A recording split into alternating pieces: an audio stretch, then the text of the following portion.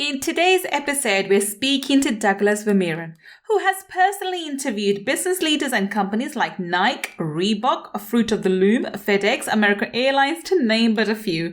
He's also the producer and director of 4 out of the top 10 personal development movies ever made, and now the new hit film, How Thoughts Become Things. Douglas has authored 3 books as well, and his training programs share strategies of how to connect with the highest level achievers to expand your network and grow your business. He is award-winning entrepreneur, and wealth of training programs have been rated among the best in the world. And today, Douglas is going to be sharing with us how at the age of 19, he changed his mindset to change his life. Let's find out how. Money Mindset with Gul Khan podcast will help you to break free from your limiting beliefs, reverse your money shame, and blast through your money blocks so that you can live a life of unlimited abundance. In this podcast, we will talk about energy tools and mindset strategies that will help you to understand and change your relationship with money, whether you're in a job, profession, or working on your passion. Change your relationship with money to change your life. I'm your host, Gul Khan. Let's get started. Welcome. This is Gul Khan, your money mindset expert. And guess what? I have a treat for you. I have the amazing, the absolutely genius, and someone I completely admire and look up to, Doug Vermeuren. Welcome, Doug. Hey, it's good to be with you.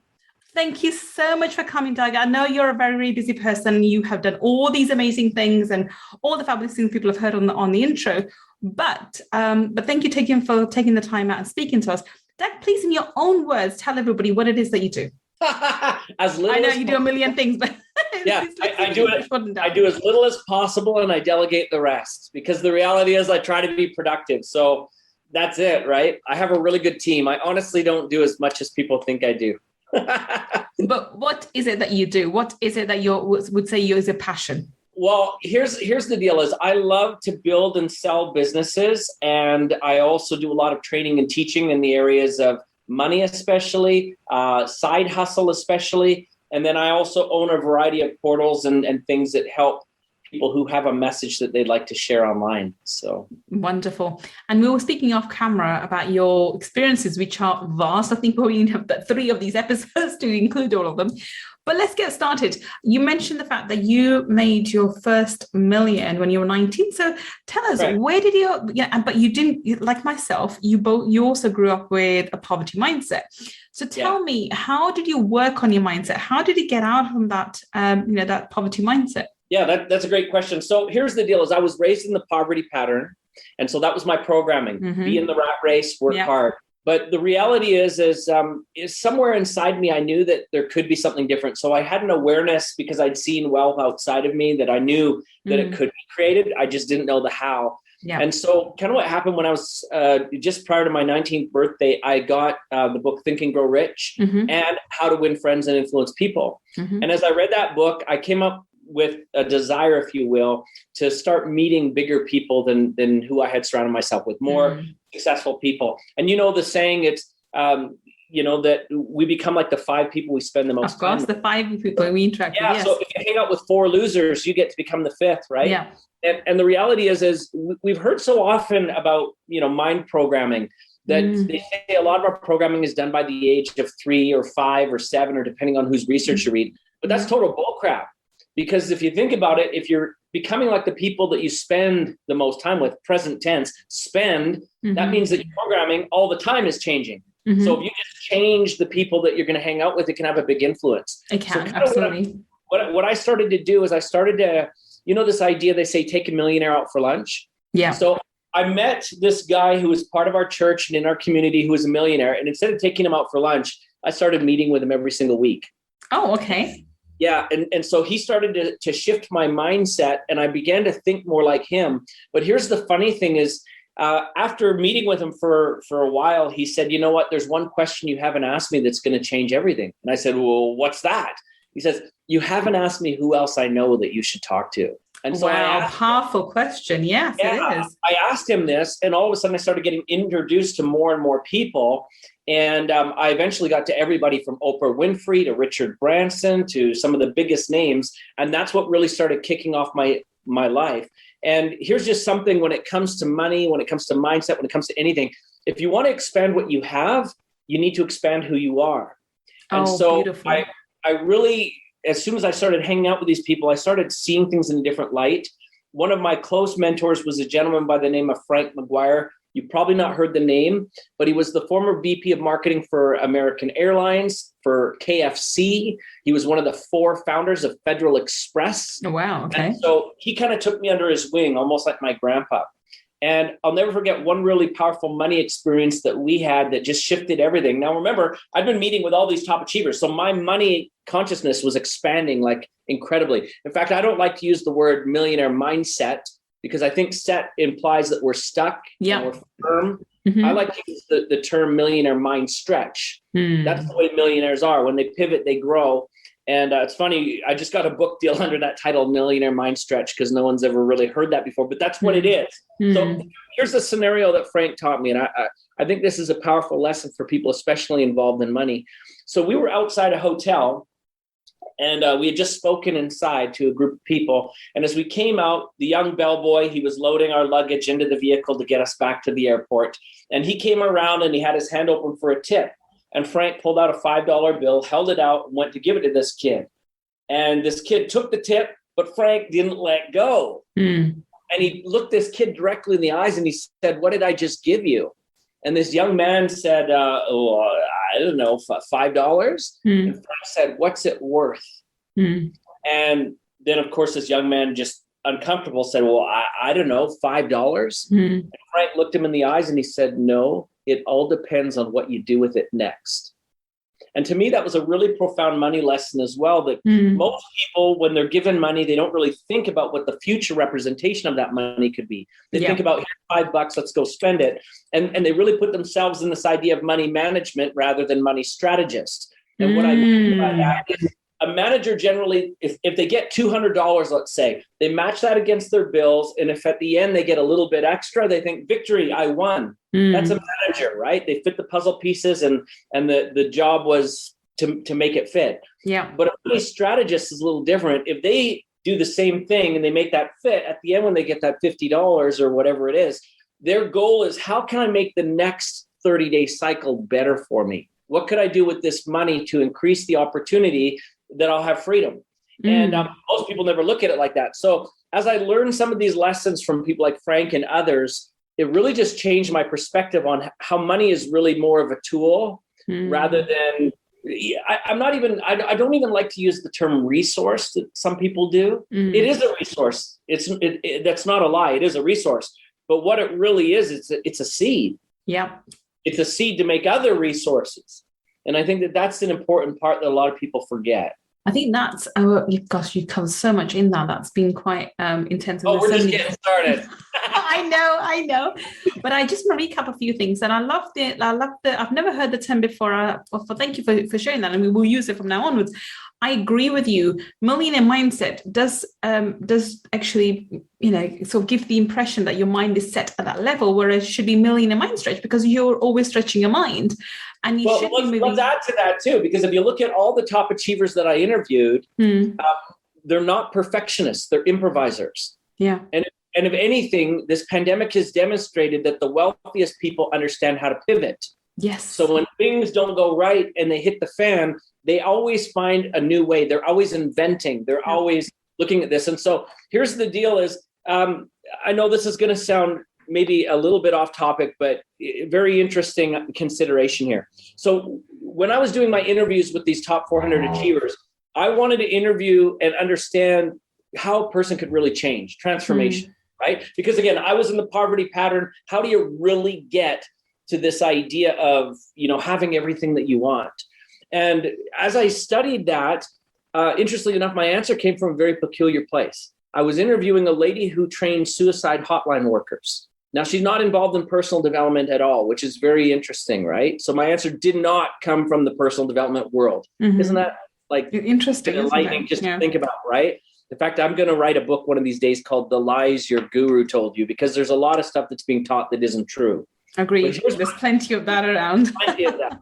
So here's kind of what happened is, as I was talking to this lady who trained suicide hotline workers, I said to her, how do you help someone shift like that when they call you and their deepest point in despair? They're feeling cornered. They feel like they're in the greatest moment of challenge. They don't have any choices. They feel like they must take their life. Sometimes they've even got a gun beside them on the bed, or they've already put a rope, or maybe they've even taken pills. Like, this is serious. How do you turn someone from that hopelessness into someone who's hopeful? Yeah. I said, what would you say? She goes, well, there's one thing we can't say. And I was like, well, what's that? And she says, we don't tell them, don't kill yourself. I was like, what? Like, that's the first thing I would say. Yeah. I said, okay, so what do you say? And she goes, well, the reason we can't say that is because it takes away their choice. They're already feeling like they have no choice. So by telling them they shouldn't do something, that's reinforcing that. So what she said, what we do instead is we help them see that they have a choice, but also see the consequence. So we say, you could kill yourself, but this is what it looks like. Or you could call and you could get help, which is what you're doing, and that's what this looks like. Or tomorrow you could go and do this, and this is what this looks like.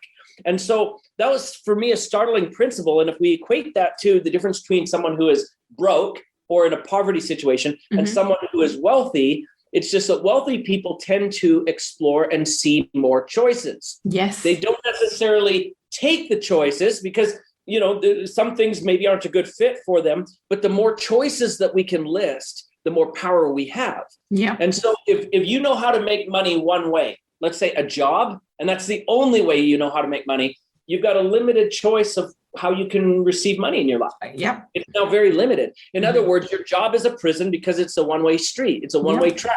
Yeah. You can only go to one destination in one way. But if we change that and we start seeing that, this is how we can create multiple streams of income, either through a side hustle or through some kind of a passive mechanism, or we learn how to invest, or there's really 5 pillars on how money's made. That's business, real estate, investment, intellectual property, or your networks, right? So if you learn how to make money in all those areas, and you can do it online and offline, and you can do it through people or not through people, and you learn how to build systems so that it happens automatically, well, all of a sudden you're going to see that money starts to flow, whether you like it or not.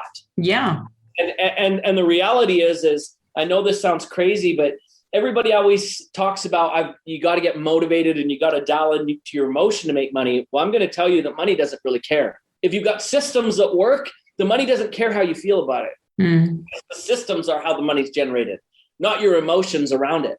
It's the emotions to get motivated to set up the systems, but once they're set up, it doesn't care. That's why even this idea, I was talking to a guy yesterday, and he was saying, I'm going to become a millionaire because I've got the habits mastered. I wake up early, I exercise, I eat a proper diet, I read books every day, I stay up late, I work and I hustle all day. And I said, irrelevant. Because the reality is I have met billionaires and millionaires. In fact, I've got one friend that is he's worth about $800 million, and he sleeps till generally 11 o'clock every day. He does not exercise. And if you see his diet, man, even though he's got all that money, he loves his fast food, and it shows. It shows, right? So you've got to understand how money really is made, and there's a lot of things that are taught out there that are incorrect. Anyways, I know that's a whole lot of stuff we've just that's another conversation altogether. But okay, let's bring this back again. So once you've sort of made that success at 19, how did you, and you met all these great mentors, and how did your life shape up? So how did you get to, because now you've made all these amazing films, you have all these amazing, people that who are like celebrities in the area of personal development, but they're your friends and the people you associate with because they've appeared multiple in your films. And you've got multiple, like we were speaking on camera, you've got multiple businesses that you work through, which is fabulous. How do you set yourself up? How do you work?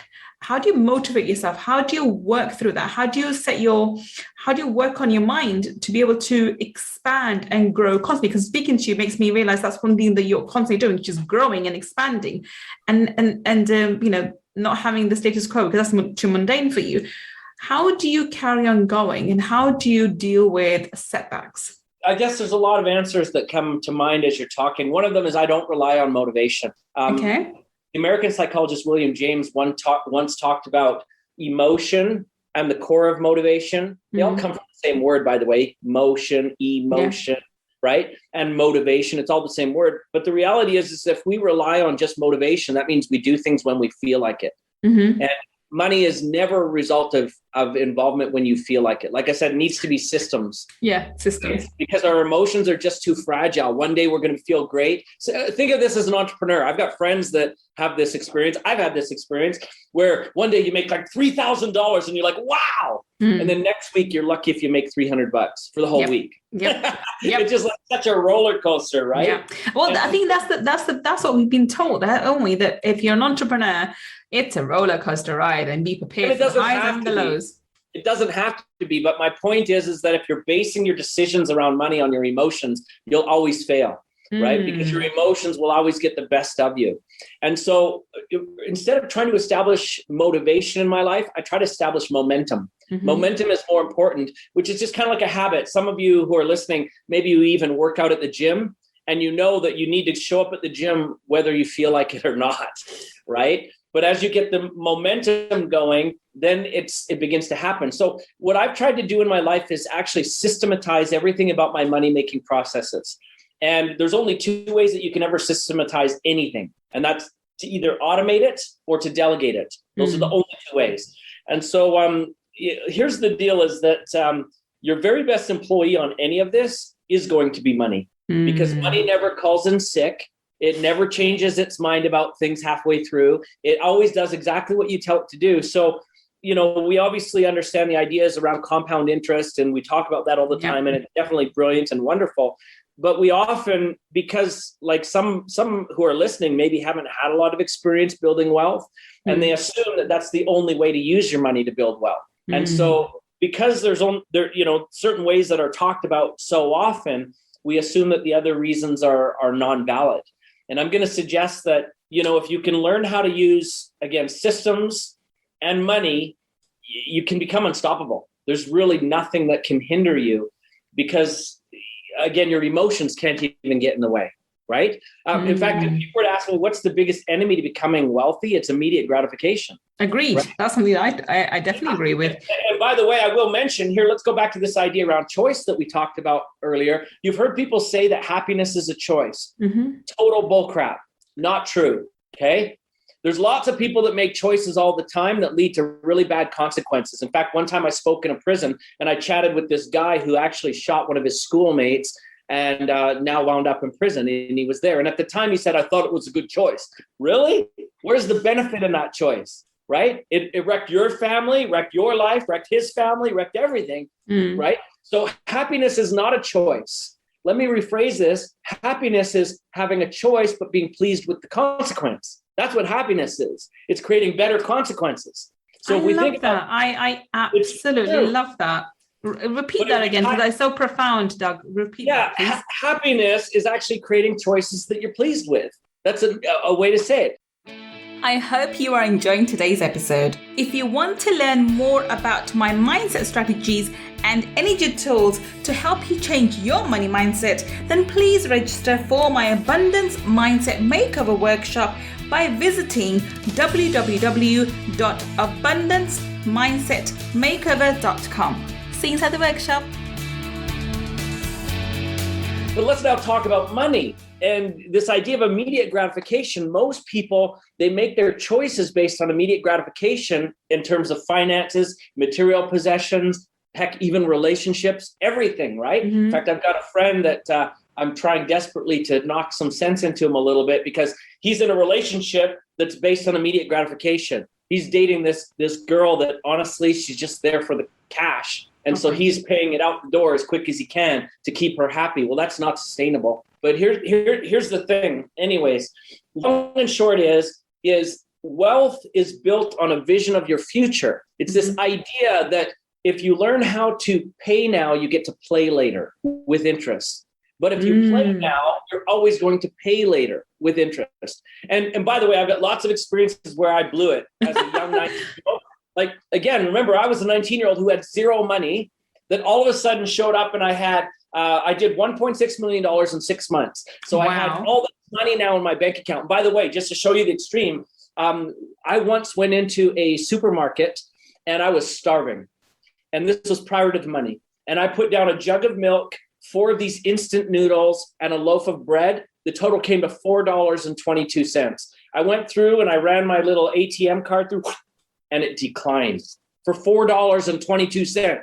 So imagine going from that to having $1.6 million. That's like winning the lottery, right? Yeah. And so needless to say, for a while, I also went through the immediate gratification stage. Now, you want to hear one of the most embarrassing things that ever happened to me? Shoot, of course we do. Of course. Gosh, don't hold this against me. But when I first made my first million, so I didn't have cable TV, but I went and bought the biggest television that you could have with the DVD players and the audio and all that, because I love movies, right? Movies is my background. And so here's the deal. After buying that, I would sometimes go into a store like an HMV or a place that sold DVDs or whatever, and I'd bring in a shopping cart, and I'd literally pull DVDs off and put them in the cart, and I'd get to the entrance, and I'd literally spend about $5,000 to $10,000 on DVDs.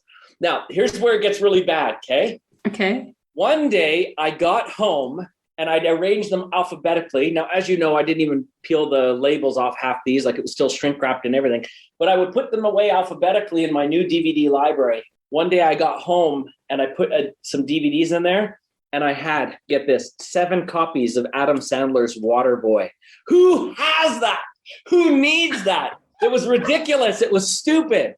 It was absolutely stupid. But what was happening is I was buying so much that I wasn't even thinking about what I was buying. I would just walk down the aisle and, oh, that's a cool movie. I'd love to see that. Throw it in the cart. Cool movie. See that. And blah, blah, blah, blah, blah. And so I was making foolish purchases. And it's interesting that I also was doing that with girlfriends at the time. I was spending money like crazy. I had a girlfriend that one time, no kidding, we were just sitting actually watching television. I said, I'm kind of bored. What do you want to do? And she says, well, I don't know. And I said, well, go fill a quick little bag with stuff. And we'd show up at the airport and I'd just quickly buy tickets to Disneyland on a private plane. Like we would do stupid stuff like that. So anyways, thank goodness for mentors and friends who helped me see where this was going, what immediate gratification was doing. Like I was doing exactly what people who win the lottery do. Yeah. And he took me aside and he said, listen, you know what, at this rate, this money is going to last you about another 4 to 6 months and you're not making any more in the meantime. Yeah, so exactly. He showed with me what I was doing. And he said, we've got to curb this and we've got to do it quick or you're done. Yeah. And so thank goodness he showed me very quickly what I was doing. And I have to admit, my spending didn't stop immediately. I still was having fun, but now I was much more aware of it. And so I was able to start curbing it and bringing it down. And even today, no kidding, I probably spend more money than I ought to. But the reality is well, here's a funny story too. I was once at a shopping mall at Christmas time. And I was buying gifts for my family and friends and stuff. And so I had already made a couple of trips to my vehicle with bags of stuff that I'd been taking in. And all of a sudden I decided I'm going to sit down and have a nice little chai latte here. And I'm going to take a look on my phone and see what my bank's looking like. So I looked at it and all of a sudden I'm calculating in my head what I spent. I figure I spent about $10,000 already today on Christmas presents and things. And I look down and I see there's no money missing from my bank account.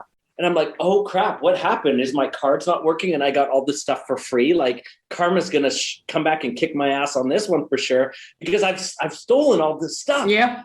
That would be my initial, oh my God, okay, how do I sort this out without getting kicked in the butt by karma? I feel terrified because I have I know it's at least around $10,000 and nothing's missing from my account. This is crazy. But as I'm scrolling up, I'm like, oh, I made money while I was shopping.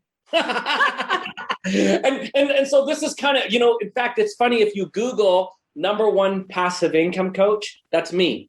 So most of my money actually arrives passively. Again, back to this idea of building systems. Yeah. Once the systems are built, the money happens. You don't always even have to be involved. And so for me, going from somebody who was, just kind of broke and not knowing what to do to all of a sudden even having money arrive without me even thinking about it. Like I didn't do anything that day except shop. And all of a sudden I see that this money is just coming in and immediately replaced what I purchased in the meantime. It was a really powerful experience for me to realize that money, once you get the systems right, it can come easier than you really can imagine. I think we as people, we make it difficult. It's kind of like, I believe it was John D. Rockefeller that once said, he said, most people are so busy, they never have time to make money. And I think that's it, is we get into that treadmill of how we make money is to be created. Yeah. And true wealth is never an exchange. You'll never trade enough time because you just don't have it. You'll never be smart enough because you just aren't. So it's always the systems and the patterns that create money. And so if you can learn how to build those, then, hey, you're on your way to wealth, right? I agree. I think money needs to come. I don't know if it was John Rockefeller or it may be Warren Buffett, who said that, you need to make money while you sleep. Yes. And so if you don't make money or if you don't learn how to make money while you sleep, you'll work until you die. That's what he said. And that's a powerful statement. That when I read that a while ago, it must have been in my early 20s, that statement stayed with me. Now, unlike you, I was a trained lawyer, so I went down that legal route. And, my idea of making money was through property, like have property and so forth. But even with that, that's a lot of work. And, and my normal day, not to give up your day job. Obviously, the mindset's changed a lot since then. And I have a business now. But even now, at the moment, developing those systems now, the first thing when you were saying those things, this is where I need to work on my mindset. Because I always say this, the reason why I share my story on my podcast is because it's my journey and I'm learning. So as you were saying this, I was triggered like, that sounds amazing, Doc. But how do I develop those systems? Where do I find those systems?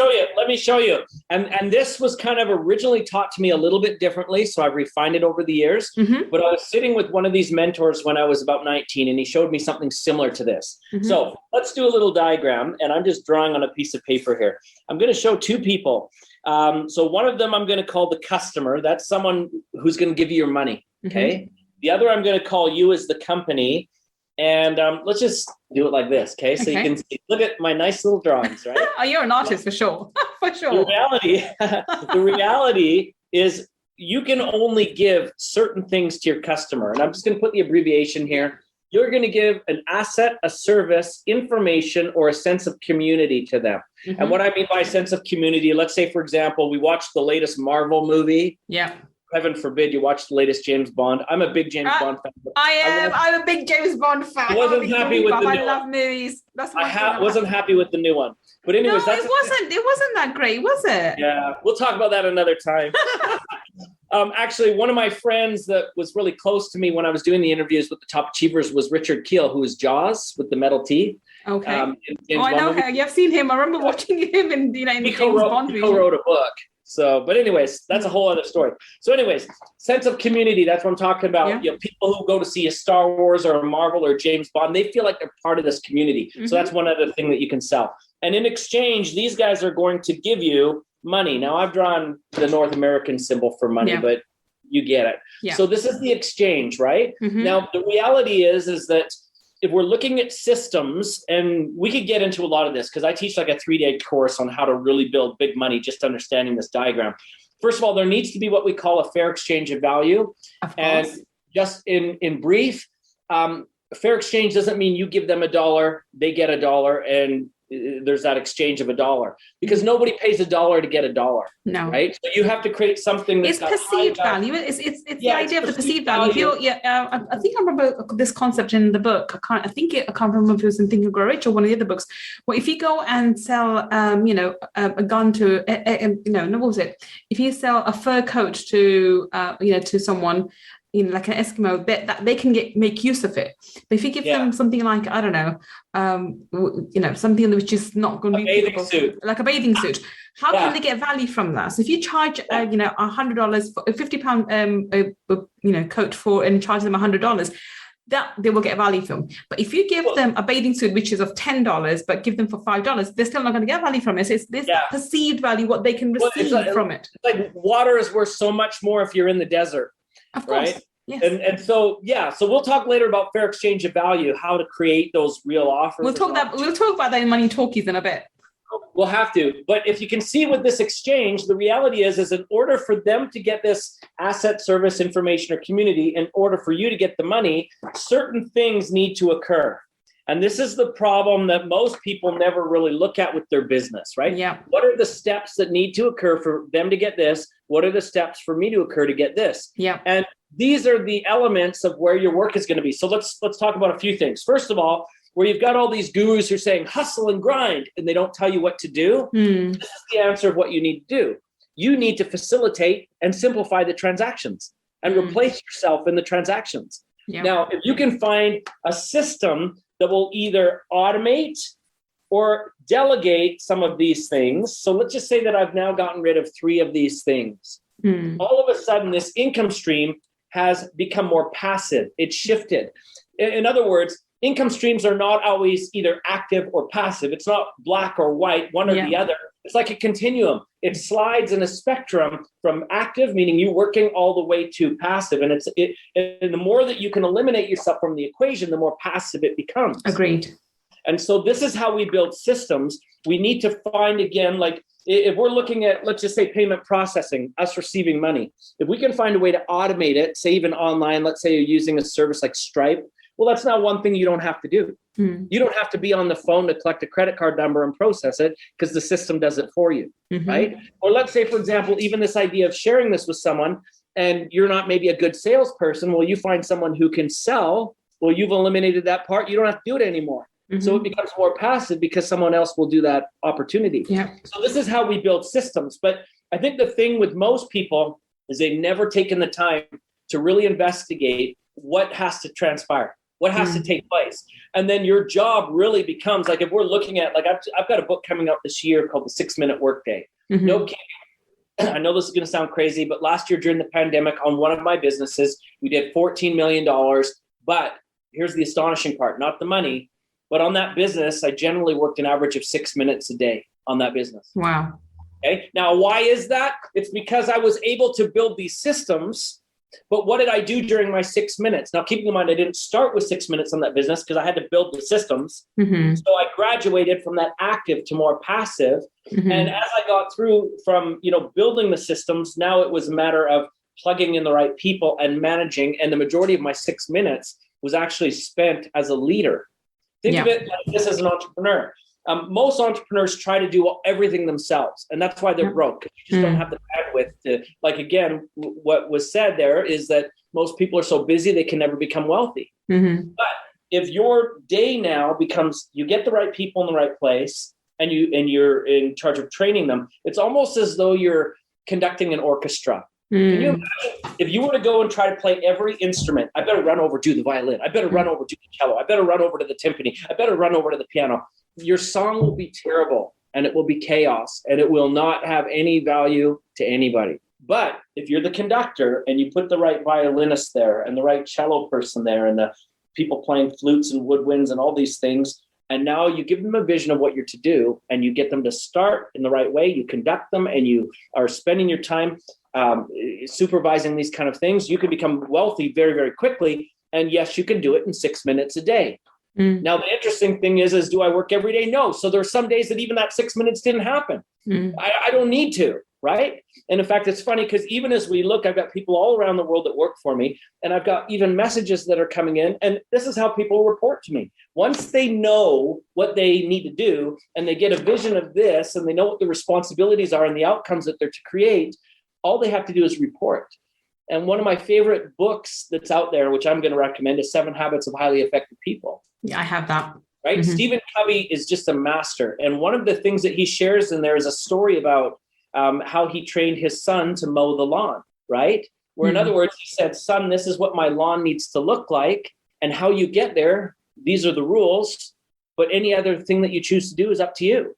So I do the same thing. I don't dictate how they can do it. In fact, here's something that Steve Jobs said, which I thought was absolutely brilliant. He said, we don't hire smart people and tell them what to do. We hire smart people so they can tell us what to do. The fastest way to become wealthy is once you know what you're selling and identify the transactions, to hire smart people and let them make you money. I agree. Let them make you money. That's exactly it. So hopefully that answers your question about systems, but we could talk for a long time about that. I was going to say, let's make a wrap because we have to close this episode now.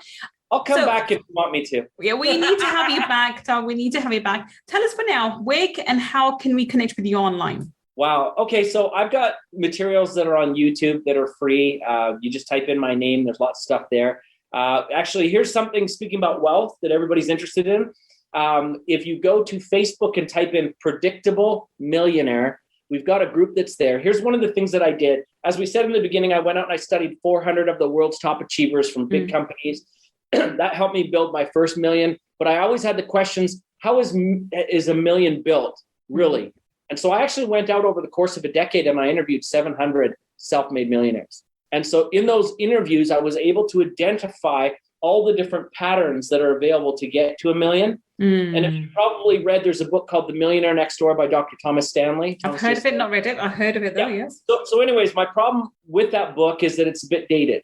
It came out in 1996. And in the book, he talks a little bit about how, the average age of a millionaire is now, for him, close to the late 50s, 55, I believe. Most of it was done with a couple, like a husband and wife, which is very traditional, doesn't exist so much anymore. Most of it was done through a job, etc. And most of it took about 10 to 15 years to become a millionaire. And so he talks about all their habits. So there's a lot of stuff in there that's true, that's correct, that is right. But what I found in interviewing 700 millionaires in the day and age of the internet is that it's no longer 15 years. The average time for a person to become a millionaire is on average 24 months. The average age of a millionaire has now reduced to be in the mid 30s. There are many, many more female millionaires than ever before. And so what I have done is I've got, again, a book that I'm working on that will be coming out soon called Predictable Millionaire that basically runs it by the stats, what I learned about the commonalities between 700 millionaires and how you can do it too. And so here's the deal is that is a group on Facebook that we post on almost every day, and it's free. It's free. And so if you want to join that group, you just type in Predictable Millionaire, and then you'll start kind of hanging out in our community. And if you like the stuff that I teach and share, obviously we've got other things that you can learn from us, but that's a great place to start. Wonderful.